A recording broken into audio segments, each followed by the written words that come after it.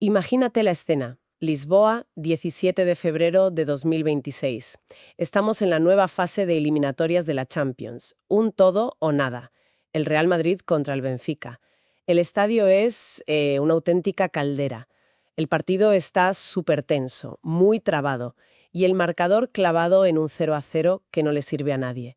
Y de repente, minuto 50, golazo de Vinicius Junior. Y claro, la celebración es la de siempre, la que ya todos conocemos, su baile junto al banderín de córner. Pero la alegría dura muy poco, se corta en seco.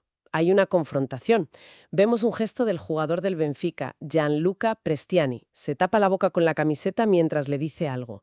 Y Vinicius para de celebrar. Corre directo hacia el árbitro. El partido se detiene. Y entonces, François Letexier, el árbitro, hace un gesto que paraliza a todo el estadio. Cruza los brazos sobre la cabeza formando una X gigante. Hoy vamos a meternos de lleno, no solo en qué pasó en ese partido, sino en qué significa realmente ese gesto del árbitro.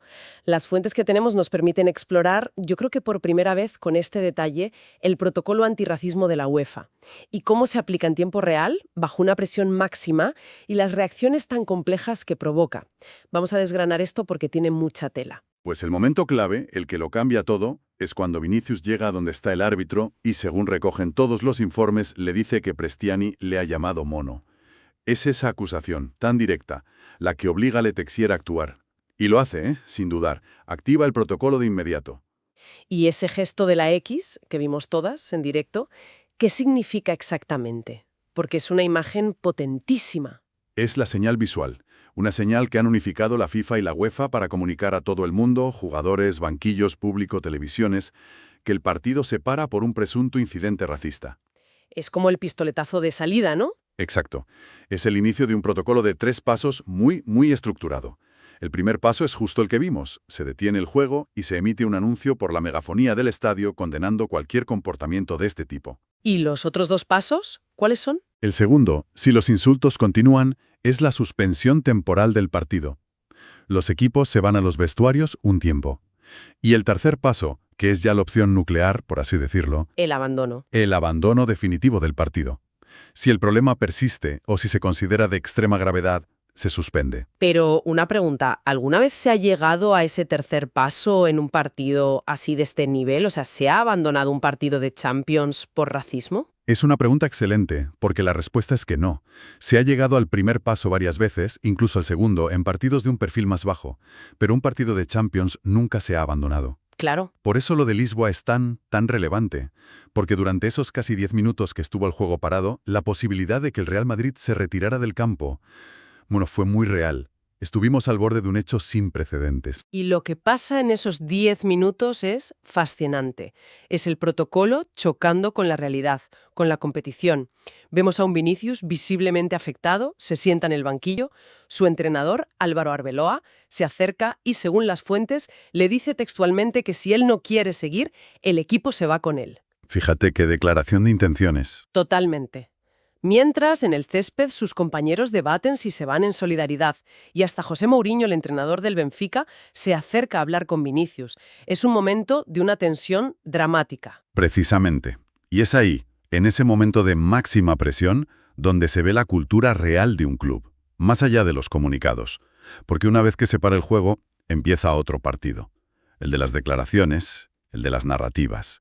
Y aquí, claro, las versiones chocan de frente. Vayamos con la primera, la del acusado, la de Prestiani. Por un lado tenemos su defensa. El jugador argentino se va a la red social X y publica una declaración muy medida.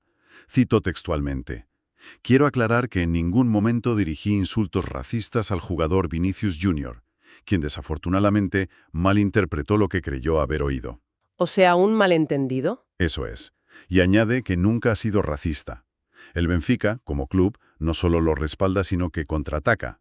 Califican el asunto de campaña de difamación y publican un vídeo. Sí, lo vi. Intentando demostrar que, por la distancia y el ruido, era imposible que los compañeros de Vinicius oyeran lo que decían haber oído. Y aquí es donde vemos la reacción del otro vestuario, que es algo que quizás hace unos años no habría pasado así. Es una reacción en bloque, casi inmediata. Totalmente. Este es un ejemplo clarísimo de lo que ahora se llama agencia del jugador. Ya no es solo el club el que habla. Arbeloa le da el poder a Vinicius para decidir. Es la tolerancia cero llevada a la práctica. Y sus compañeros forman un muro. Un muro.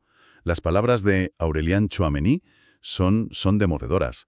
Vini nos dijo que el tipo le llamó mono. Hablamos en el campo y le dije que si hay un problema, nos vamos como equipo. Y ya está. Uf. Esa unidad, esa disposición a asumir una derrota deportiva por defender a un compañero, es algo relativamente nuevo a este nivel. Y ese mensaje no se queda en Lisboa. Salta al mundo entero casi al instante, en gran parte por la intervención de otras estrellas, ¿no? Exacto. El tuit de Kylian Mbappé, compañero de Tchouaméni en la selección, es un punto de inflexión. Fue tajante. Dijo que Prestiani no debería volver a jugar en la Champions League. Directísimo. Y le mandó un mensaje directo a Vinicius: baila Vini y por favor no pares nunca. Que una de las mayores figuras del fútbol mundial tome partido de una forma tan clara y tan rápida, amplifica el mensaje de una manera increíble. Claro, ya no es un asunto entre dos clubes. Para nada, se convierte en un debate global en toda la comunidad del fútbol. Sin embargo, no todas las figuras de autoridad reaccionaron igual. Y aquí tenemos que hablar de la reacción de José Mourinho, que fue, como poco, desconcertante. Sin duda la más compleja, la más controvertida. Por un lado, tiene ese gesto de acercarse a hablar con Vinicius, que se podría interpretar como un intento de calmar las cosas. Pero luego en la rueda de prensa su discurso cambia. Cambia radicalmente. Critica la celebración de Vinicius. Dice que provocó al celebrar junto al córner del Benfica.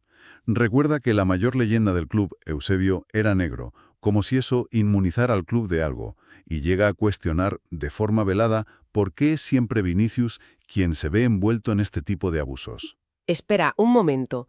Entonces Mourinho, en lugar de centrarse en el presunto insulto, pone el foco, y casi la culpa, en Vinicius por cómo celebra. Básicamente sí. Y esa postura, claro, fue duramente criticada casi de inmediato.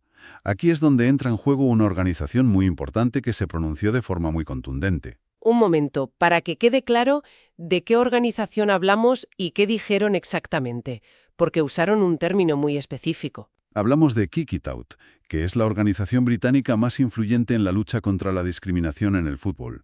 Su voz tiene muchísimo peso. ¿Vale? ¿Y qué dijeron? Expliquemos qué significa hacer luz de gas en este contexto, porque es un término que se oye mucho, pero no siempre se entiende bien. En este contexto, hacer luz de gas es básicamente culpar a la víctima. Es una táctica de manipulación para invalidar su denuncia. En lugar de analizar el presunto insulto, se analiza la celebración. Se desvía la atención. Ya. Kick It Out argumentó que este tipo de discurso es tremendamente dañino porque envía el mensaje de que si una víctima de racismo no se comporta de una manera perfecta, entre comillas, entonces su denuncia pierde legitimidad. Claro, y es que esto a Vinicius no le pilla de nuevas. Es un patrón que ha sufrido repetidamente, sobre todo en estadios de España. Su propia respuesta después del partido, de hecho, parece apuntar a todo esto. Exacto. Su publicación en Instagram fue muy directa. Subió una foto de su celebración con el mensaje: «Los racistas son, sobre todo, cobardes. Necesitan cubrirse la boca con sus camisetas para mostrar lo débiles que son». Es una declaración que no solo reafirma su postura, sino que apunta directamente al gesto de Prestiani, convirtiéndolo en un símbolo de cobardía. Mientras todo este debate público estalla, a nivel institucional, ¿qué ocurre? ¿Qué hace la UEFA? La UEFA, una vez que el protocolo se activa, no puede mirar para otro lado. De forma inmediata, nombra un investigador especial, un inspector disciplinario independiente. ¿Y qué hace ese inspector? Pues se encarga de reunir todas las pruebas. El informe del árbitro, las imágenes de todas las cámaras, declaraciones de los jugadores, de testigos. El objetivo es construir un caso sólido. Si se declara culpable a Prestiani, el Código Disciplinario de la UEFA contempla una sanción mínima de 10 partidos. 10 partidos. Es una sanción muy dura. Es una de las más duras, sí. Y hay que entender el ambiente de esa noche. No fue una jornada cualquiera de Champions. El nuevo formato de playoffs, a partido único en esta fase, había creado una olla a presión en toda Europa. Totalmente. Esa misma noche, mientras en Lisboa se vivía este drama, el fútbol europeo era un caos. Vimos al PSG remontar un 2-0 al Mónaco para ganar 3-2, con un suplente, Desiré Doué, entrando y cambiando el partido por completo. Increíble. El Borussia Dortmund le ganó 2-0 a un Atalanta que siempre es peligroso. Pero la gran noticia, el terremoto, como lo llamaron algunas crónicas, fue en Turín. La goleada histórica a la Juventus. Una goleada para la historia. El Galatasaray le metió 5-2 a la Juventus. 5 goles. Fue la primera vez en toda la historia de la Champions que la Juve encajaba 5 goles en un partido. Madre mía. Esto nos da una idea del nivel de tensión, de la volatilidad, de la presión que este nuevo formato está generando. Y en medio de toda esa locura deportiva, de esa sensación de que cualquier cosa podía pasar, es donde estalla el incidente de Lisboa. Es la tormenta perfecta. Entonces, si juntamos todas las piezas, ¿qué nos dice todo esto? A ver, lo fascinante aquí es cómo un solo incidente, un gesto, unas palabras, en el minuto 50, puede revelar tantísimas capas del fútbol actual. Hemos visto un protocolo antirracismo, diseñado en despachos, puesto a prueba en tiempo real en el escenario más grande y hostil posible. Sí. Hemos visto a los jugadores, con el Real Madrid a la cabeza, mostrando una nueva conciencia colectiva, una disposición a tomar una acción tan drástica como irse del campo. Y finalmente, las respuestas complejas y, a menudo contradictorias, de figuras como Mourinho, que demuestran lo difícil que sigue siendo gestionar estas crisis sin caer en viejos vicios. Por un lado, se puede argumentar que el protocolo funcionó. Se paró el partido, el árbitro lo señaló para que todo el mundo lo viera y se inició una investigación formal. El mecanismo se activó. Sí, en eso estamos de acuerdo. Pero esas reacciones tan divididas, esos comentarios que, como decíamos, parecen culpar a la víctima, o los intentos de un club de calificarlo todo de campaña de difamación, pues plantean una pregunta mucho más profunda. Y es la idea con la que queríamos cerrar. ¿Son suficientes los protocolos formales para combatir un problema cultural tan arraigado en el deporte y en la sociedad? ¿O en realidad la verdadera función de estos protocolos es la de poner un espejo delante del fútbol para mostrarnos, de la forma más cruda posible, lo profundo y persistente que sigue siendo el problema, sin tener quizá el poder real de cambiar las actitudes de fondo?